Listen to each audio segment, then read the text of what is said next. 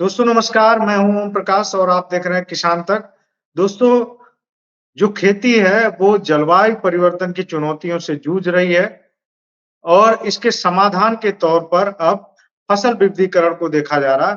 खास तौर पर मैं बात करना चाहूँगा हरियाणा, पंजाब की, जहाँ से जिस धरती से हरित क्रांति की शुरुआत हुई थी और भारत अनाज की संपन्नता देख देख सका, भुखमरी से बाहर निकल सका।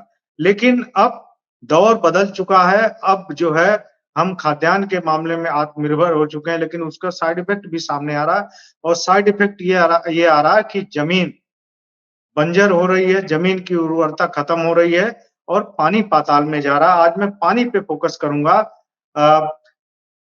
पंजाब, हरियाणा जो दोनों राज्यों में 2 फसलों का काफ़ी खेती होती है, 2 फसलों की, उसमें धान और गेहूँ, ये दोनों फसलें प्रमुख हैं। बाकी जो फसलें हैं, वो हाशिए पे चली गईं। बाकी यहाँ दलहन-तिलहन तमाम चीज़ें हुआ करती थी, वो सब हाशिए पे हैं। और अब जो है ये 2 फसलों का दबदबा है गेहूँ और धान का। लेकिन चुनौती ये है कि ये दोनों फसलें, गेहूँ और धान, दोनों अधिक पानी की खपत करने वाली फसलें हैं और इसीलिए अब जो है ये कोशिश की जा रही है कि इन दोनों फसलों का किसी तरह से रकबा कम हो, फसल विविधीकरण हो, इन दोनों फसलों को छोड़ कर के किसान दूसरी फसलों पे शिफ्ट हों, ऐसी फसलों पे शिफ्ट हों, जहाँ जिसमें पानी की लागत कम हो और अ, वो जल्दी पैदा हो जाए और उसमें मुनाफ़ा ज़्यादा हो। ये कोशिश की जा रही है, वैज्ञानिकों की ये कोशिश है और सरकार की भी ये कोशिश है और इसी का नतीजा है कि पहले हरियाणा सरकार ने मेरा पानी मेरी विरासत नाम की एक योजना शुरू की। इसके तहत धान की खेती छोड़ने वाले किसानों को प्रति एकड़ ₹7,000 की मदद दी जाती है। ये प्रोत्साहन रकम होती है और पंजाब ने भी इसी स्कीम को इस साल अपनाया है और ₹7,000 प्रति एकड़ उन किसानों को देने के लिए घोषणा की है, जो धान की खेती छोड़ देंगे। तो दोस्तों ये जो धान की खेती छोड़ने का जो मुद्दा है, ये सिर्फ़ पंजाब, हरियाणा का नहीं है, ये और भी राज्यों में भी ये माँग उठ रही है, जहाँ पे अ, जो भूजल है उसका दोहन करके धान की खेती हो रही है। देखिए धान की खेती ये वैज्ञानिक ये कह रहे हैं कि ऐसी जगहों पे होनी चाहिए जहाँ पानी पर्याप्त बारिश होती हो, भूजल का दोहन कम से कम होता हो, क्योंकि अगर भूजल का दोहन इसी तरह से होता रहा धान की खेती के लिए, तो आने वाली पीढ़ियों के लिए पानी बहुत कम बचेगा या नाम मात्र या नहीं बचेगा, वो कैसे खेती करेगी आने वाली पीढ़ी? तो इसीलिए खेती को ज़िंदा रखना है, फ्यूचर में हमें खाद्यान्न सुरक्षा सुनिश्चित करनी है, तो पानी बचाना है, ये कोशिश जारी है। लेकिन सवाल मेरा ये है कि क्या सिर्फ़ नारे से पानी बचेगा? या फिर आपके चिल्लाने भर से पानी बचेगा या जो नेता हैं उनके गाल बजाने से पानी बचेगा? आखिर पानी कैसे बचेगा? और किसान धान की खेती या गेहूँ की खेती आखिर क्यों छोड़ें? ये बड़ा सवाल है और इसी बात पे डेटा बोलता है जो आज की कड़ी है, जो हमारा कॉलम है साप्ताहिक उसमें हम इसी बात का विश्लेषण करेंगे। आखिर किसान क्यों खेती छोड़ेंगे धान और गेहूँ की? उसके लिए मैं ले चलता हूँ आपको एक सीएसीपी जो है कृषि लागत और मूल्य आयोग उन्होंने एक बहुत दिलचस्प एक आंकड़ा दिया है और वो आंकड़ा आप सबको जानना चाहिए कि वो आंकड़ा क्या है। उसके आधार पे आप डिसाइड कर पाएँगे कि किसान पंजाब, हरियाणा या किसी भी राज्य के किसान फसल विविधीकरण करेंगे, गेहूँ, धान या जो भी ज़्यादा पानी की खपत वाली फसलें हैं, उनकी खेती कम करेंगे तो कैसे कम करेंगे? तो उसके लिए मैं उस आंकड़े पे पहले लिए लिए चलता हूँ आपको। वो आंकड़ा क्या कहता है, उसको एक बार आपको बता देना चाहता हूँ। देखिए, ये आंकड़ा ये कहता है 2022-23 का एक आंकड़ा है मेरे पास हरियाणा में।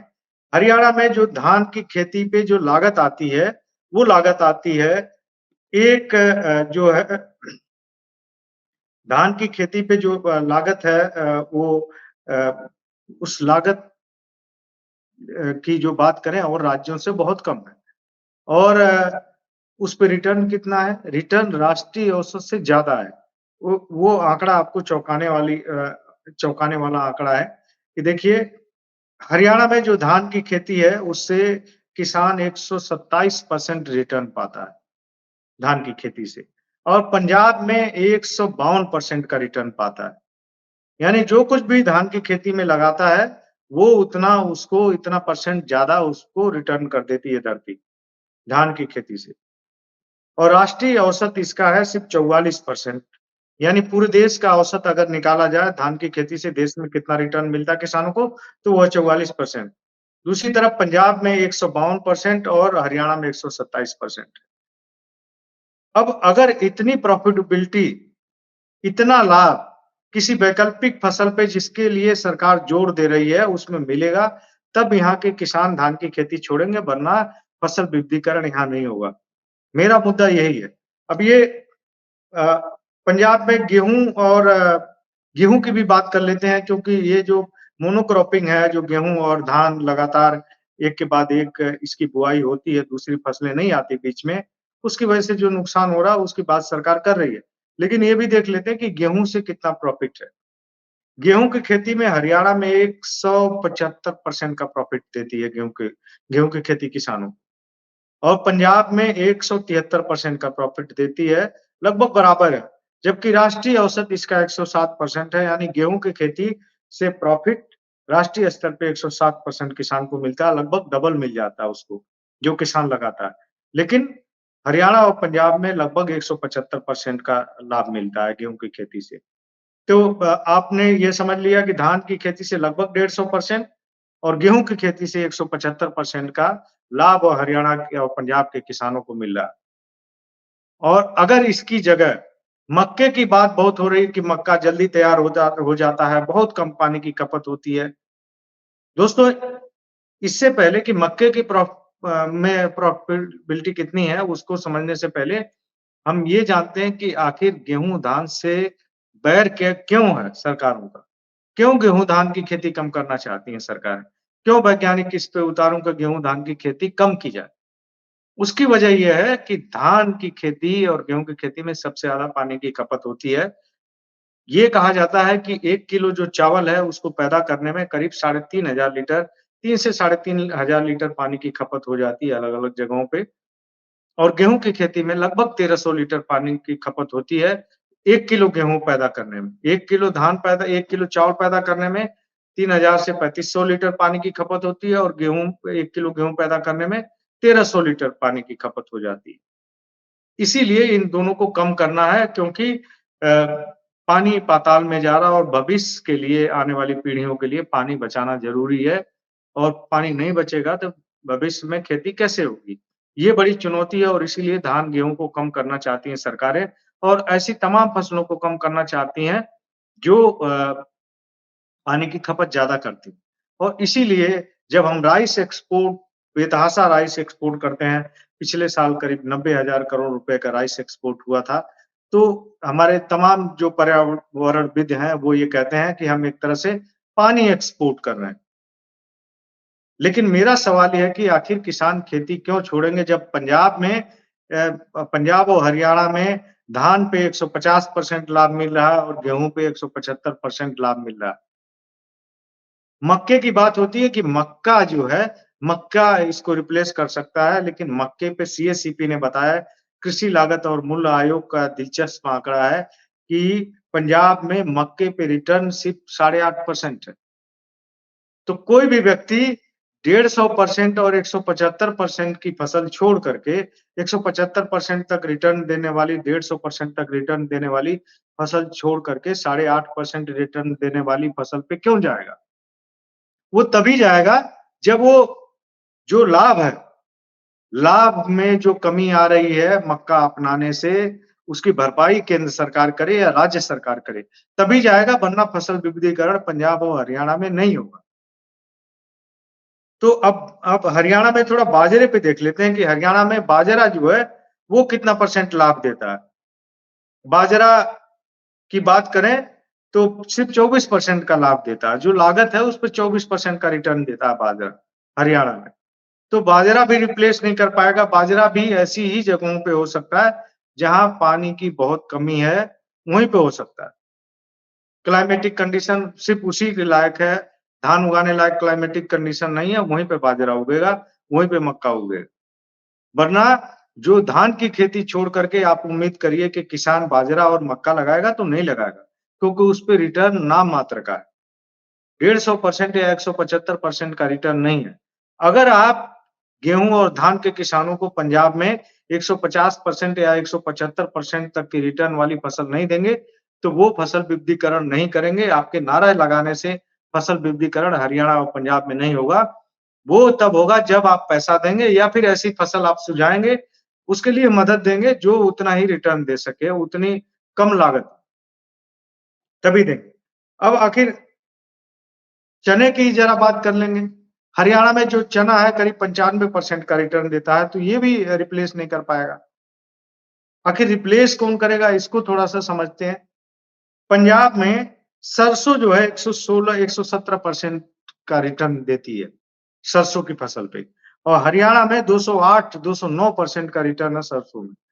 यानी हरियाणा में गेहूँ की जगह अगर सरसों की बात करनी है, तो गेहूँ की जगह आपको सरसों प्रमोट करना है तो आराम से फसल विविधीकरण हो सकता है।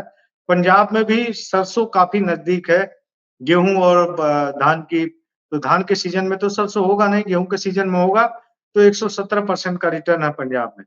तो सरसों काफ़ी नज़दीक है इसके लिए और चूँकि भारत जो है खाद्य तेलों का बहुत बड़ा आयातक है, इसलिए अगर सरसों को रिप्लेस किया जाता है इन दोनों राज्यों में और उसके लिए जो भी घाटा, जो भी गेहूँ और धान की फसल से मुनाफ़ा होता है, उतना उतना मुनाफ़ा तक अगर सरसों से पहुँचा पाएँगे तो फसल विविधीकरण होगा, लेकिन मक्का, बाजरा और चना से फसल विविधीकरण नहीं हो पाएगा।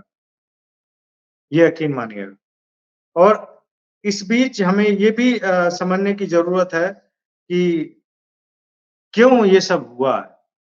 क्यों धान और गेहूँ की फसलों का इतना इज़ाफ़ा हुआ? एक तो हरित क्रांति की बात हुई कि उस वक़्त हम देश भुखमरी के कगार पे था और लोगों को पर्याप्त अनाज नहीं मिलता था, 1 दिन का उपवास रखा जाता था। लेकिन उस वक़्त ये ज़रूरत थी कि गेहूँ, धान को ज़्यादा से ज़्यादा उगाया जाए, तो उस वक़्त की ज़रूरत पूरी की गई और सरकार ने क्या किया कि खरीद की एक तरह से सुनिश्चितता की। पंजाब और हरियाणा में गेहूँ और धान की सबसे ज़्यादा खरीद होती है। धान की खरीद पंजाब में करीब 90% तक हो जाती है जो प्रोडक्शन होता है, हरियाणा में 80% तक हो जाती है और करीब 75 से 80% तक दोनों राज्यों में गेहूँ खरीद लिया जाता है केंद्र द्वारा। तो जो एमएसपी पे खरीद की एक तरह से अघोषित गारंटी है, इसकी वजह से इसकी खेती बढ़ी और मैं उदाहरण के लिए पंजाब का उदाहरण दूँगा कि 60-61 में जब हरित क्रांति की शुरुआत की नींव रखी जा रही थी, जब बात हो रही थी कि ऐसा कोई कुछ काम होना चाहिए, तब पंजाब में धान जो है नेचुरल फसल नहीं थी। धान सिर्फ़ 5% एरिया में होता था और अब जो है करीब 41-42% एरिया जो वहाँ का कृषि योग्य एरिया है पंजाब का, वो कवर कर चुका है धान। 5 से बढ़कर 41-42% तक पहुँच चुका है एरिया में धान और गेहूँ करीब 27% पे होता था 1960-61 में, जो अब 45% के पार हो चुका है। तो गेहूँ, धान बढ़ा, मक्का जो है करीब 7% ज़मीन पे होता था, एग्रीकल्चर लैंड पे होता था, वो सिर्फ़ 1.5% तक रह गया है और एक दलहन-तिलहन की बात करना ज़रूरी है क्योंकि इसकी कमी है बहुत। दलहन 19% एरिया में होती थी पंजाब में 60-61 में और आज जो है आधा परसेंट भी नहीं, 0.4% और तिलहन 4% जगह पे होता था, आज आधा परसेंट पे है। तो वो इसलिए हुआ कि बाकी फसलों की खरीद की जो गारंटी है, एक तरह से खरीद की जो सुनिश्चितता वो हमने नहीं दी और धान-गेहूँ पे हमने फ़ोकस किया इसलिए वहाँ पे पंजाब में और हरियाणा में ये सब हुआ। लेकिन सवाल ये है कि आखिर अब ये कैसे कम होगा, कैसे खेती बदलेगी, खेती का जो पैटर्न है, वो कैसे चेंज होगा? तो धान-गेहूँ की खेती जो पानी पाताल में ले जाने वाली खेती है, ये तभी किसान छोड़ेंगे, जब उनको दूसरी फसलों में धान या गेहूँ जितना फ़ायदा मिलेगा। वरना वो आपके गाल बजाने से, आपके नारा लगाने से, आपकी स्कीम लाने से वो धान की खेती, गेहूँ की खेती नहीं छोड़ेंगे, अपना पैटर्न नहीं बदलेंगे। अगर ये वीडियो आपको पसंद आया है तो इसे लाइक ज़रूर करें। अगर चैनल अभी तक सब्सक्राइब नहीं किया है तो कर लें और नोटिफिकेशन पाने के लिए बेल आइकन भी दबा दें।